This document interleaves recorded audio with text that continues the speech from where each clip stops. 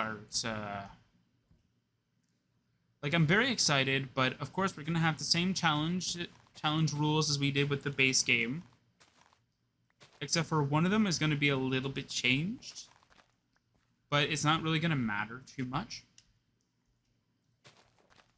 So of course we can't use items in battle unless or at least we can't use items in important trainer battles unless that trainer themselves have used an item, which means we can't, like, sort of like item scum, or however you want to kind of word it as, the AI.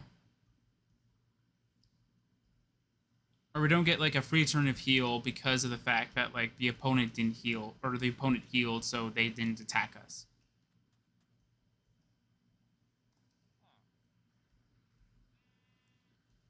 So there's that. That will definitely always be a rule.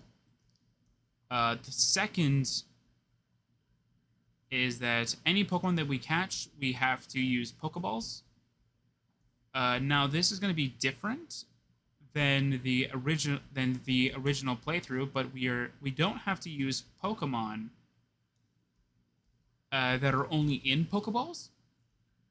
We can use Pokemon that are caught in Cherish Balls or anything like that, so long as the original sort of like if you can catch, like, if you can only get, let's say, the Pokemon in a Cherish Ball, you're allowed to use it, because you can only get that Pokemon in Cherish Balls.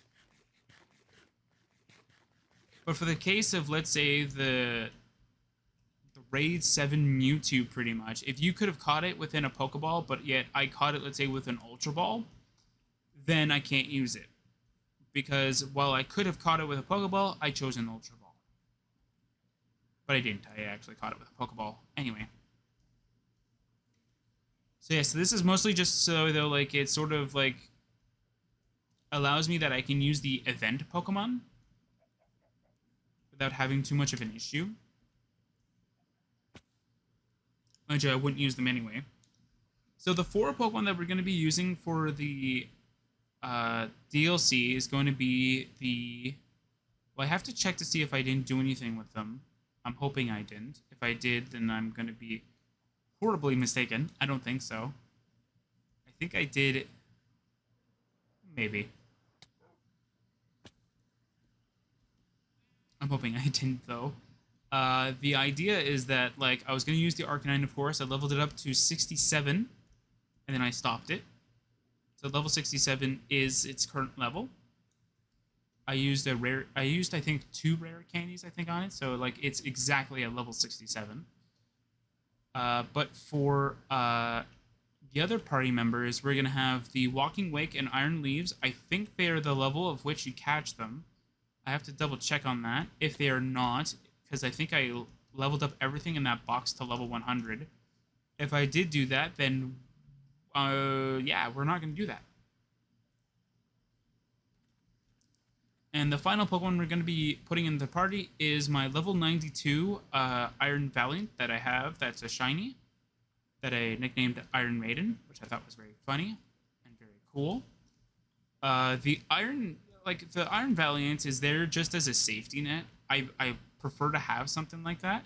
So something that, like, if I were to, let's say the Arcanine, the Walking Wake, the Walking Wake, I don't really care, and the Iron Leaves were to fall to an enemy because they just have somehow a really powerful Pokemon that is just so, like, so dumb that it's just that powerful, we have an Iron Valiant that can take over for that battle at the very least.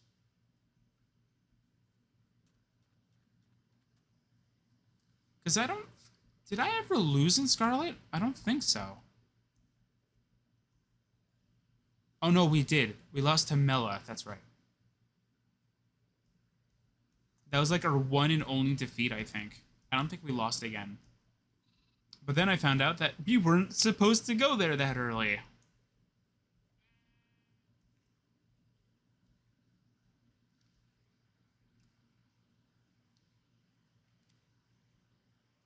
But I didn't know that, so...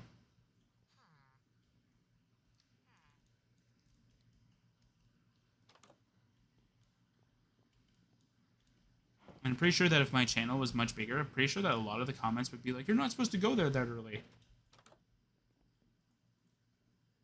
And I tell you that, how am I supposed to know that? I thought that all the rumors that the game wasn't level scaled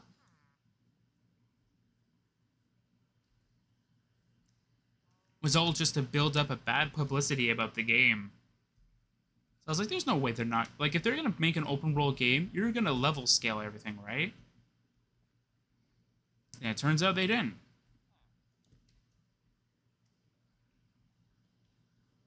It's one of those things where, like, you got to see it to believe it. Whereas, yeah, you like it's something you got to see it in order to believe that, like, oh, okay, they were telling the truth. Do you guys not have hay bales here?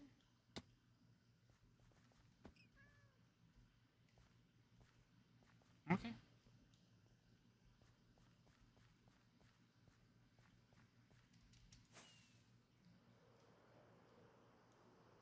But yeah, so hopefully all of that's going to be done. Yeah, so the plan was that okay, we're going to talk about Sercacraft. So the plan was that hopefully, like, I could have finished all the Oblivion stuff that I needed to do earlier to be done before well, the time that I'm recording now. Because if that was the case, I was going to start working on the storage and start putting down the signs. They're all done and ready to go. I just got to move them over to the 1.20 server that we're on right now, as you can clearly see. But of course, that never happened. I always underestimate how long it takes for me to do stuff.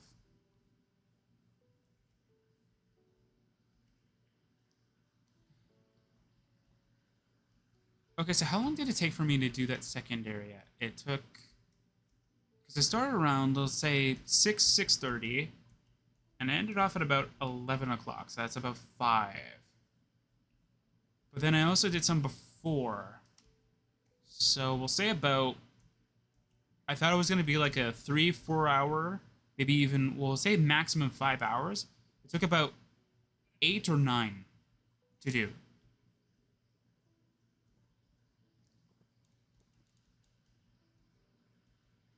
But to be fair, though, the part that I was working on now took a lot longer because there was more stuff to move around. So, yeah. There's not much no, I don't want to say that. There's not much that I could have done about to speed it up, but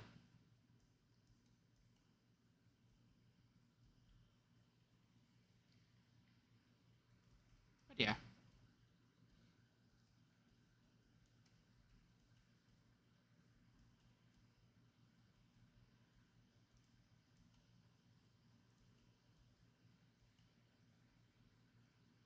Hmm. So I don't technically have a mod in particular for Oblivion that I want to use as the like the Oblivion mod playthrough for the most part. I gotta double check all the mods that I do have and see which ones that I'm more interested in. I'm thinking though that probably by the time we get towards the area, it'll probably, or by the time we get towards the upload, it'll be around Halloween. I'll have to double check. Because then I have an idea of what we could do. I know the Oblivion mod playthrough won't make it, but maybe the Oblivion modded playthrough will make it.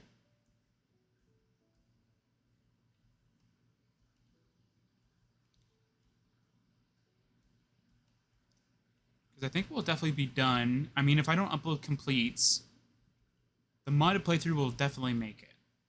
But the mod playthrough might not.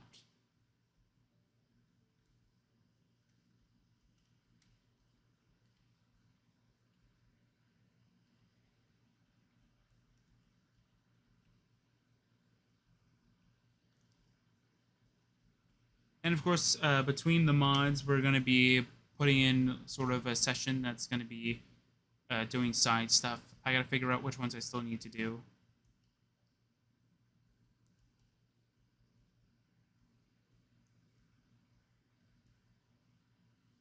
I know there's a mod up there that allows you to sort out the quest log in a way. I might go pull that up and see if I can use it for at least making it much easier for me to differentiate between like which quests I've done and which quests I haven't done. But yeah.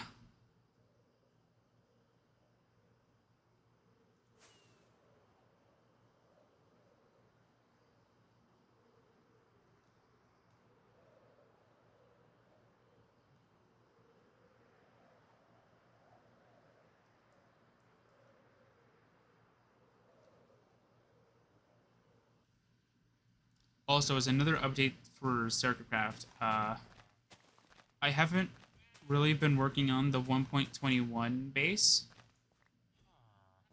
as you might already be aware, because I've been working on the Oblivion one for the most part, and then of course, well,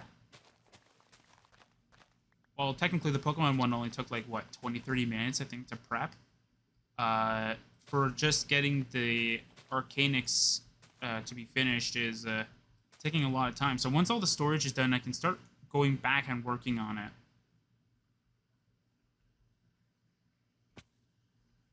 Just right now I keep adding stuff to it.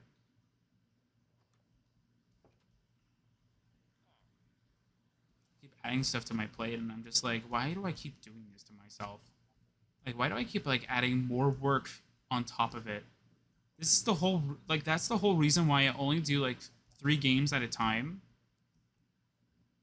Is because of that specific reason. I just don't want to overburden myself with like 20 or 30 games and such like that because of the fact that like I'll feel so overwhelmed that I just won't do anything anymore. Then at one point I did 4 games, and then I think I did 5 games technically. And then again, I don't want to say I felt overwhelmed, but like I felt like there was nothing really too much else to do.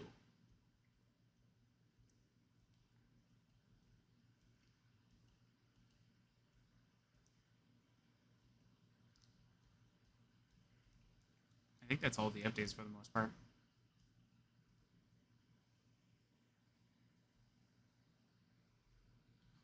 Whoa, that looks very cool.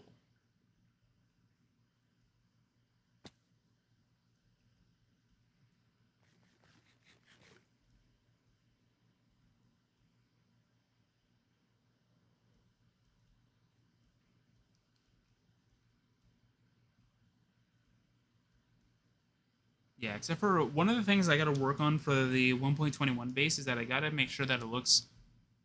I mean, it's got to look kind. I don't want to say perfect. It's just got to look like it's somewhat presentable. I mean, right now it's not really that presentable, but it will be soon. I know the one fixture. I'm going to call it a fixture. That I want to do is I want to make a giant cherry tree. It's not going to look that great, but I really want to. I really want to make one. So I got to figure out if there's a giant tree that somebody's made. It does. It's not. I don't want to say too tall, but it's also not too thick either. And just recreate it.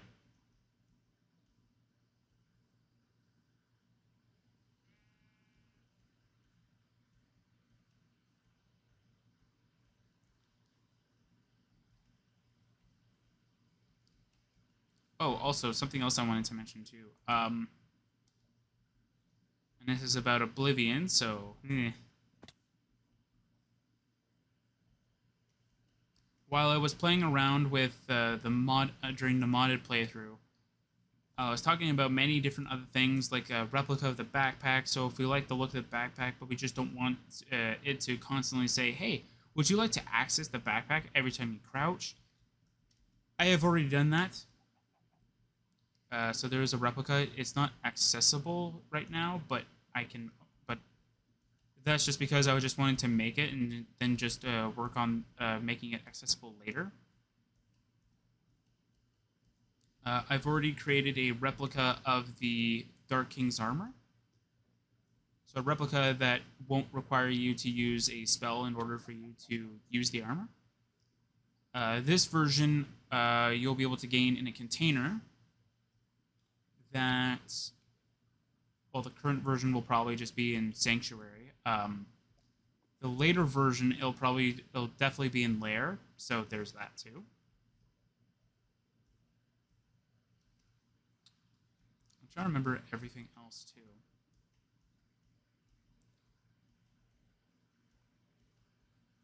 Right now, one of the things I definitely have to work on for my current mod project is that I got to move a few things around. I think there's like 2 mods I think I have to move around. One is the companion one, so that at the very least we can bring Tess over, which will be amazing. Tess will now finally be a part of the main mod soon. And what's the other one too? Well, I still got to work on the castle part, and then I got to work on the lair and hideout.